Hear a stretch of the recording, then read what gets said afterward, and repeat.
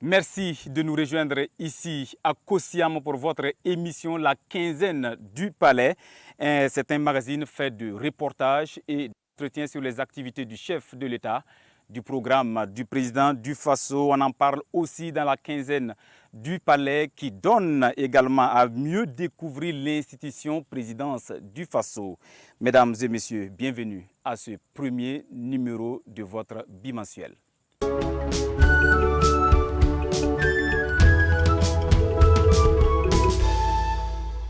À la une, nous allons revisiter l'agenda du président du Faso Roch Marc Christian Kaboré, une rétrospective qui nous conduit dans le nouveau centre de radiothérapie à Bogodogo.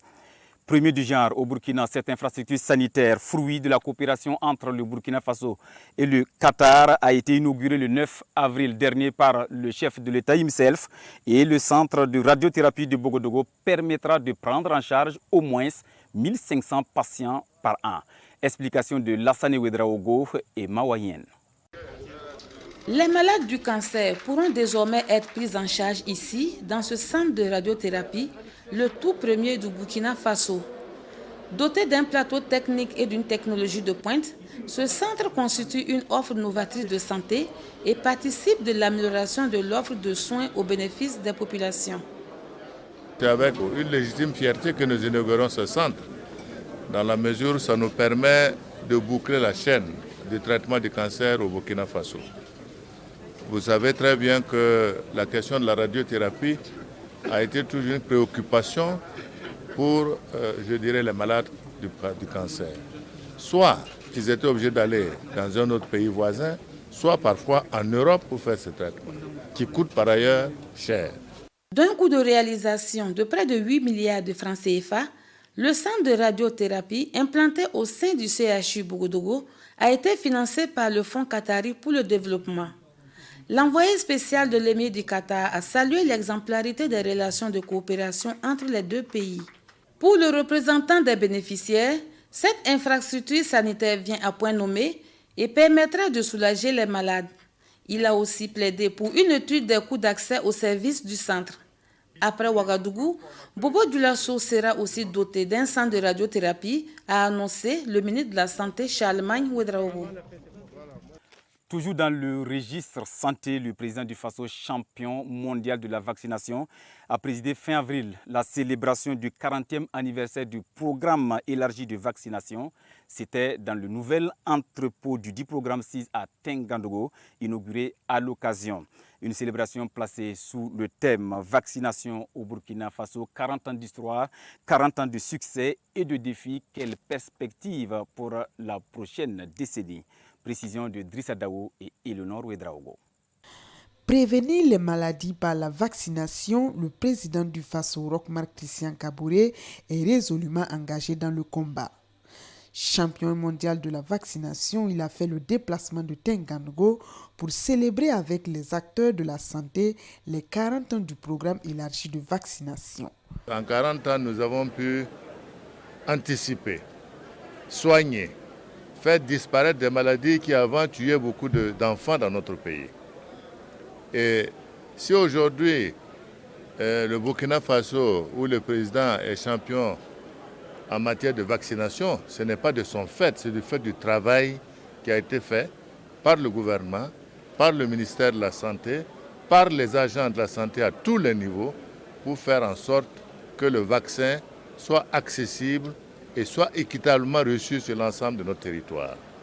Pour la représentante de l'UNICEF, il est impératif de conserver les acquis en poursuivant les campagnes de vaccination, même dans les zones inaccessibles. 13 personnalités engagées dans les programmes de vaccination sont désignées champions régionaux pour assurer le leadership de la promotion de la vaccination dans leur région. Le ministère en charge de la Santé reconnaît aussi les mérites d'agents de santé et d'organisations partenaires. Ils ont été faits officiers et chevaliers de l'ordre du mérite de la santé de l'action sociale avec Agraf Santé. La célébration de cet anniversaire a également été marquée par l'inauguration du nouvel entrepôt du programme élargi de vaccination. Cap à présent sur la région du centre-sud, sur l'axe Manga-Zabré. Longtemps attendu par les populations, le bâtiment de cette route est aujourd'hui une réalité. L'ouverture officielle de cette route longue de 79 km a été faite le 24 avril dernier à Gombousgou par le président du Faso. Une concrétisation de l'engagement du gouvernement. L'inauguration du joyau avec Moumouni Yamiogo et Mawayen. Du bitume entre Manga et Zabré, c'est la matérialisation d'un rêve longtemps caressé par les populations du centre-sud et du centre-est. C'est aussi la concrétisation d'un engagement du chef de l'État à développer les infrastructures routières pour désenclaver les régions et impulser le développement.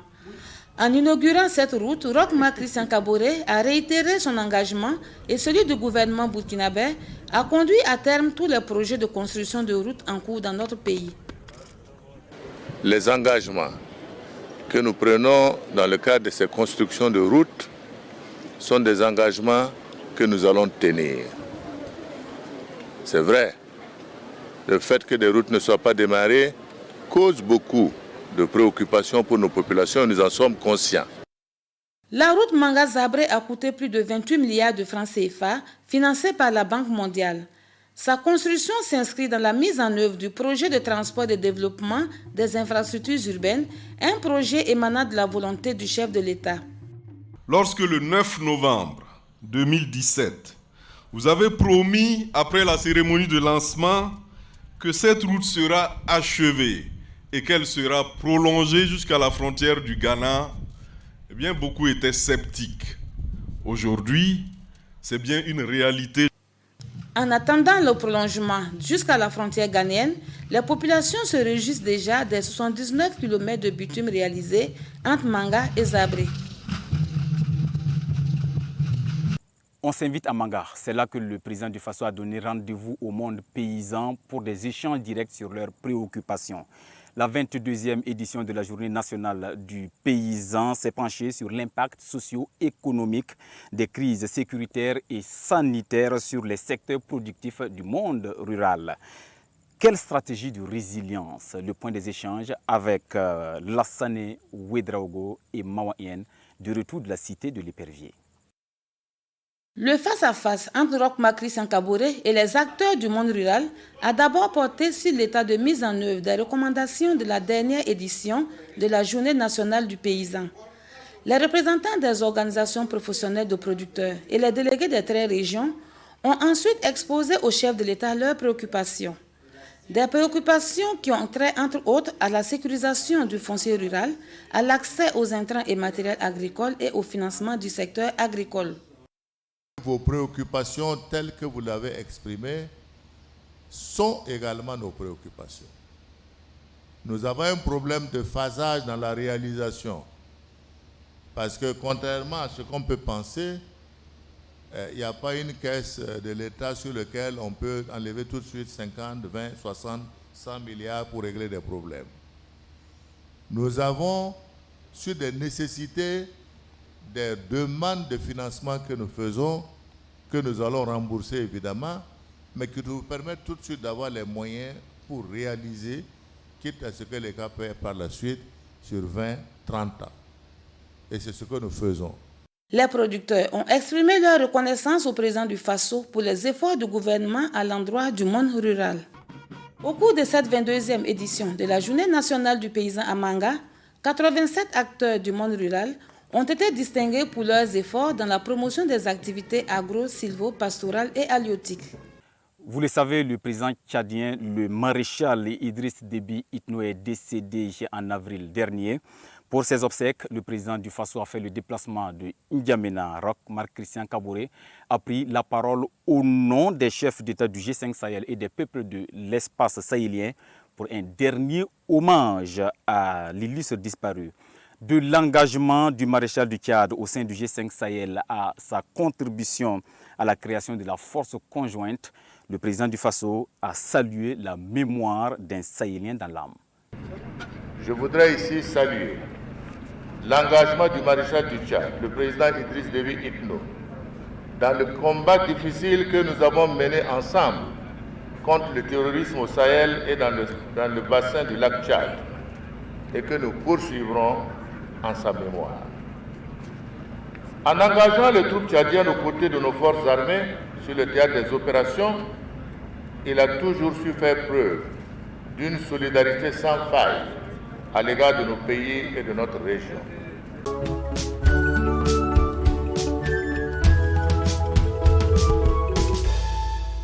Feuilleton à présent le carnet d'audience du président du Faso. 4 personnalités reçues par Roch-Marc Christian Kaboré au cours de cette première quinzaine du mois de mai. La synthèse de ces audiences avec Rabaliam Paul Ouedraogo et Eleonore Ouedraogo.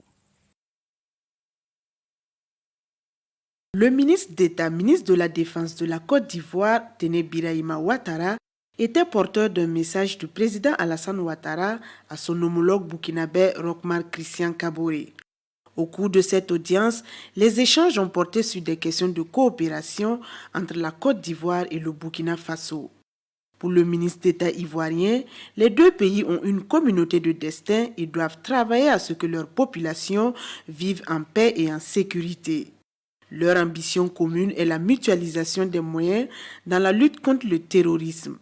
Avant de rencontrer le chef de l'État, Téné Birahima Ouattara a eu une séance de travail avec son homologue burkinabé, Chérif Sy. L'ambassadeur du Royaume d'Arabie Saoudite au Burkina Faso, Dr Walid Alamoudi, en fin de mission, lui est venu remercier le président du Faso pour l'excellence des relations entre l'Arabie Saoudite et le Burkina Faso. Après 4 ans passés au Burkina, le diplomate saoudien estime que l'axe Riyad-Ouagadougou s'est renforcé avec 4 visites du président Kaboré en Arabie Saoudite. Président de la conférence des chefs d'État et de gouvernement de l'UOMOA, l'Union économique et monétaire ouest-africaine, Roch-Marc Christian Kaboré a reçu en audience le président de la BOAD, la Banque ouest-africaine de développement, Serge Ekoué. Le président de la BOAD a souhaité que le chef de l'État soit le porte-parole de l'institution bancaire qu'il dirige et sollicité son accompagnement dans l'exécution du plan stratégique de la banque sous-régionale. Il a aussi évoqué des questions de développement avec le président du Faso.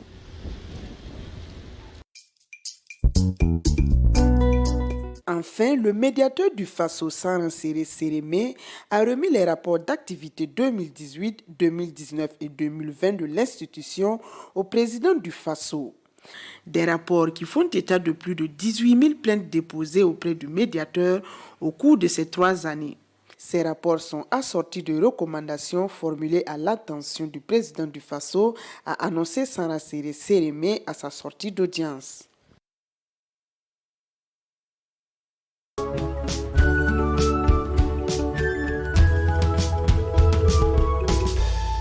L'hebdomadaire Conseil des ministres est une tradition pour les membres du gouvernement qui se retrouvent chaque mercredi ici au palais de Kosiam. Au nombre des dossiers du Conseil, il y a la question de la réconciliation nationale. Le rapport introduit par le ministre d'État Zéphirin Diabré, ministre auprès du président du Faso chargé de la réconciliation et de la cohésion sociale, a été adopté par l'exécutif, ce qui ouvre la voie à la tenue du forum de réconciliation nationale. Quel contenu pour le processus de réconciliation dont il est en question? Premièrement, il m'est demandé de concevoir et d'élaborer une stratégie nationale de réconciliation avec l'implication donc de tous les acteurs. Deuxièmement, il m'est demandé de concevoir et d'élaborer une stratégie nationale de cohésion sociale avec ses plans d'action, avec bien entendu tous les acteurs impliqués. Troisièmement, dans la même lignée, il est demandé la conception, l'élaboration et le suivi d'une stratégie nationale de lutte contre la radicalisation et l'extrémisme violent, avec bien entendu aussi ces plans d'action qui seront donc mis sur le terrain. Et puis quatrièmement, il est demandé de faire en sorte que l'expression de la pluralité de nos opinions soit prise en compte dans les référentiels de développement, en référence aux valeurs communes là, qui nous unissent. Si on devait utiliser un terme beaucoup plus ramassé, on pourrait dire que c'est l'élaboration d'un pacte de vivre ensemble. En plus donc de ces documents de stratégie, il est demandé que soit organisé et bien entendu réussi un forum national de réconciliation qui va rassembler l'ensemble des composantes de notre pays et faire en sorte que l'on puisse se parler, se comprendre, se pardonner et repartir d'un bon pied et d'un nouveau pied. Dans ces besoins de réconciliation, on trouve à peu près 6 ou 7 grandes catégories. Il y a ce qu'on appelle les besoins de réconciliation sociopolitique, c'est-à-dire tous les besoins de réconciliation qui sont nés des problèmes politiques que nous avons vécus. Il y a un deuxième groupe de besoins de réconciliation qui sont ce qu'on appelle la réconciliation socio-communautaire, c'est-à-dire l'ensemble des problèmes que nous vivons à la base dans nos communautés et nos villages, qui concernent à la fois les problèmes de chefferie, les problèmes d'accès à la terre, donc foncier, les problèmes de conflits entre les ethnies, conflits entre les religions, conflits entre toutes sortes de communautés qui se trouvent à la base. Puis il y a un troisième grand groupe de problèmes de réconciliation, de besoins de réconciliation qui ont été créés par la situation du terrorisme que nous vivons. Le quatrième, c'est ce qu'on appelle ou ce qu'on peut appeler la réconciliation économique et financière. Quand on parle de crimes, on parle souvent de crimes de sang, mais aussi de crimes économiques. Crimes économiques notamment faits par l'État contre des individus. Le cinquième grand groupe de problèmes de réconciliation, on peut l'appeler la réconciliation administrative. L'État a été amené à prendre des décisions administratives qui ont brisé les carrières des uns, qui ont été des injustices pour les autres. Et puis il y a un dernier groupe de problèmes qui sont essentiellement des frustrations de notre vécu ensemble et qui sont un peu pêle-mêle, qui sont les fâcheries du citoyen contre son État, les problèmes que l'on a dans la communication entre nos ethnies, entre nos religieux, entre certains ressentiments sur le partage du gâteau national. Les Burkinabés disent, autant on est prêt à pardonner, autant il y a un certain nombre de principes sur lesquels on ne tranchera pas. Premier principe, la vérité. Les gens veulent savoir ce qui s'est passé. Deuxièmement, j'ai senti un fort, très fort attachement à la question de justice. Un pays ne peut pas passer tous les 5 ans, tous les 10 ans à se réconcilier. Donc nous avons bon espoir que cette fois-ci, on ira au fond des questions. Vous voyez, c'est important. Mais si vous éludez les questions, si vous faites des faux débats ou des faux fuyants, les questions demeurent. Or, il y a des questions sérieuses, notre vécu ensemble là, qu'il faut qu'on mette sur la table. Propos du ministre d'État Zéphirin Diabré, recueillis par Bourema Lankwande, Drissa Dawo et Jérémy Siekoulibaly.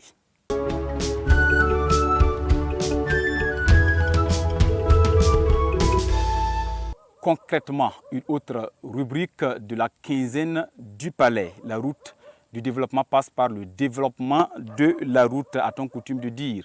Eh bien, le président du Faso Roch Marc Christian Kaboré a entrepris de vastes chantiers de construction et de bitumage de routes à travers le pays, surtout dans les zones de production du Burkina afin de soutenir le développement socio-économique. Ce fut le cas sur l'axe Manga-Zabré, plus de 28 milliards de francs CFA injectés pour le bitumage de cette route longue de 79 km. Que de joie pour les populations, vous les entendrez dans ce reportage de Drissa Dawo et Moumouni Yamiogo. Avant, pour se déplacer, Manga-Zabré, c'était le calvaire. Tu pouvais prendre 2 heures, 3 heures même pour arriver. Mais aujourd'hui, c'est chose facile. En 1h30, 1 heure, tu peux faire Manga-Zabré sans difficulté. Zakato, woro ambonawe. A manga pa bere lor gona nganda no ekine na kele a dina na ro wa manga na kele pa bere wa ya ro sin ya ngudo za ba fort. Si je voulais aller à Manga tout le site, parce que par exemple avant là je dure mais actuellement je ne dure pas.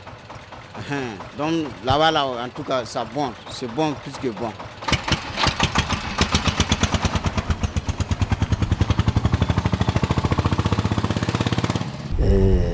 L'état de la voie, en tout cas avant et actuellement, on voit un grand changement et on remercie toute l'équipe qui a participé à la réalisation de cette infrastructure, en particulier le président du Faso.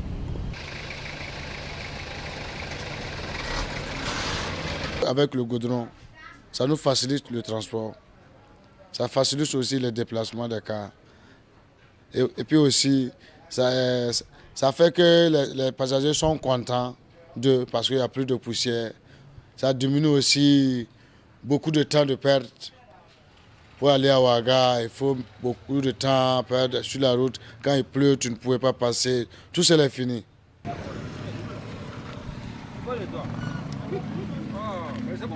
Ici, pour Manga, à 17 km là, nous pouvons faire 1 heure du temps avec une voiture. Si c'est une moto, on peut faire 35 minutes. Donc c'était un peu compliqué. Mais actuellement, dans 15 minutes, nous sommes à Manga. Et même la ville, là, si on rentre seulement, on sait que si tu n'es pas descendu, tu ne sais pas même que ce n'est pas Ouaga. Puisque la route, c'est comme la route de Ouaga. Donc en tout cas, je crois que nous sommes tellement contents. Bon, nous allons remercier le gouvernement d'avoir réalisé cette infrastructure. Beaucoup l'ont pas cru et quand son Excellence faisait le lancement de cette voie en novembre 2017 à Zabré, mais aujourd'hui c'est une réalité.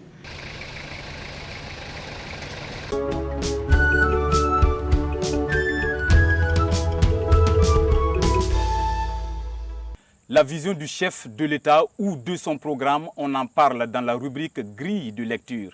Entretien avec le docteur Seydou Zagré, le directeur de cabinet du président du Faso sur le concept de redevabilité voulu par le président du Faso. Bonsoir, monsieur le directeur de cabinet du président du Faso. Bonsoir, monsieur. Et bienvenue à ce premier numéro de notre magazine, merci beaucoup. La quinzaine du Palais. Quelle lecture déjà faites-vous de cette rubrique, La quinzaine du Palais? Je voudrais vraiment vous remercier et vous dire que c'est une initiative que je salue avec beaucoup de ferveur parce que la critique a souvent été faite, avec beaucoup de pertinence d'ailleurs, que la communication a souvent été critiquée comme étant le ventre mou de l'action gouvernementale. Et cette initiative qui permet de donner à entendre et à voir au Burkinabé tous les 15 jours l'actualité aussi bien nationale et internationale du président du Faso et contribuera, j'en suis convaincu, à faire en sorte que les Burkinabés comprennent que le chef de l'État est là pour travailler et c'est bon que les Burkinabés sachent sur quel chantier il est au quotidien. La quinzaine du Palais est un exercice de redevabilité dans la continuité de ce que l'on observe dans la gouvernance Kaboré depuis son accession à la magistrature suprême. On se rappelle, c'est en décembre 2015. Le chef de l'État s'est fait le devoir de rendre compte de sa gestion. C'est un principe de gouvernance. Et le président a mis le curseur sur la bonne gouvernance durant son mandat. Bien entendu, les réformes, il faut savoir les préparer. Et aujourd'hui, le président a fait de la redevabilité une question essentielle pour lui-même, mais également pour l'ensemble des hommes et des femmes qu'il a appelés au gouvernement, convaincus que l'exemple doit venir d'en haut. Et donc, pour la première fois au Burkina Faso, il a amené les ministres à signer des contrats de performance pour rendre compte annuellement des résultats qui doivent être attendus dans le cadre de l'exécution des missions qui sont confiées à chaque département ministériel. Monsieur le directeur, la gestion comptable et financière de la présidence du Faso est désormais soumise à l'ASE-LC, l'autorité de lutte contre la corruption. Et la première institution est concernée. Est-ce que ce n'est pas très osé? Le président du Faso joue franchement la carte de la transparence. Et je pense que ceux qui ont été les plus heureux de pouvoir venir ici et d'avoir accès à tout ce dont ils ont besoin pour se rendre compte de l'utilisation des deniers publics, c'est avant tout les contrôleurs généraux d'État et qui savent très bien que ce qui se fait ici, ce qu'on leur permet de faire ici, n'est pas courant. Et tout autour de nous au Burkina Faso ici. Et donc, je pense qu'une fois de plus, c'est un bel exemple qui vient d'en haut. Ça doit pouvoir descendre jusqu'au niveau le plus proche des populations pour que toute personne qui a une parcelle d'autorité, toute personne qui a à gérer des deniers de l'État puisse le faire de manière transparente et que tout le monde sache qu'est-ce qui s'est passé, où est-ce que les sous de l'État ont été utilisés. Merci, Dr Seydou Zagré. Je rappelle que vous êtes le directeur de cabinet du président du FASO. Avec vous, il a été question de redevabilité. Merci beaucoup.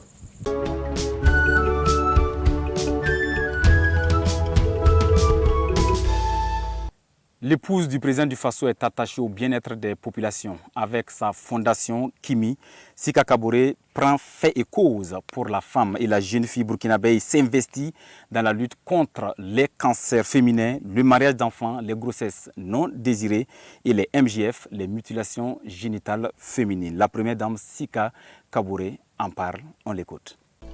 Avec les fonctions d'épouse de chef de l'État, que j'assume aux côtés de mon époux, je me suis engagée sur d'autres défis. Le problème de la santé de la reproduction, je considère que chaque femme doit avoir le droit de choisir quand tomber enceinte et choisir également le nombre d'enfants qu'elle pourrait avoir. Cela passe par un programme de planification le plus élargi possible, planification pour tous. Cela passe également par un programme de contraception à la portée de toutes et de tous. À côté de cette préoccupation, il y a le problème des mariages d'enfants, il y a le problème des grossesses précoces. Et ce sont autant de problèmes qui font qu'aujourd'hui, la femme, la jeune fille, la fille, l'enfant est déscolarisée précocement. Alors, les grossesses précoces nous ramènent au problème de santé de la reproduction. Donc, il faut que tous les jeunes puissent être outillés de façon à connaître comment faire pour ne pas tomber enceinte. La question des mariages d'enfants, nous considérons qu'une enfant qui est mariée précocement n'est plus en mesure d'apporter son appui au développement de notre pays. Il y a également la question des mutilations génitales féminines. Là, je rejoins la problématique des pratiques traditionnelles néfastes. Le mariage d'enfants en est une, mais l'excision en est une autre, qui est très grave également et qui a des répercussions sur la santé sexuelle de la jeune fille. Tous ces problèmes de la femme sont liés à son faible pouvoir économique. Une des façons de venir en aide aux femmes de ce côté-là serait de les amener, avec l'appui du ministère de l'Agriculture, à entreprendre des cultures telles que celle du niébé. Nous l'avons testé au niveau de 2 régions, la région du Nord, la région du Centre, et les résultats auxquels nous sommes parvenus sont très enrichissants et nous permettent de penser que cela peut être une solution à l'autonomisation économique de la femme. Notre souhait aujourd'hui est de pouvoir étendre ce programme à l'ensemble des 13 régions de notre pays. On s'arrête là pour ce premier numéro de votre émission La Quinzaine du Palais. Merci de l'avoir suivi et rendez-vous dans 15 jours pour un autre numéro, toujours dans les coulisses de la présidence du FASO. Mesdames et messieurs, bonsoir et à bientôt.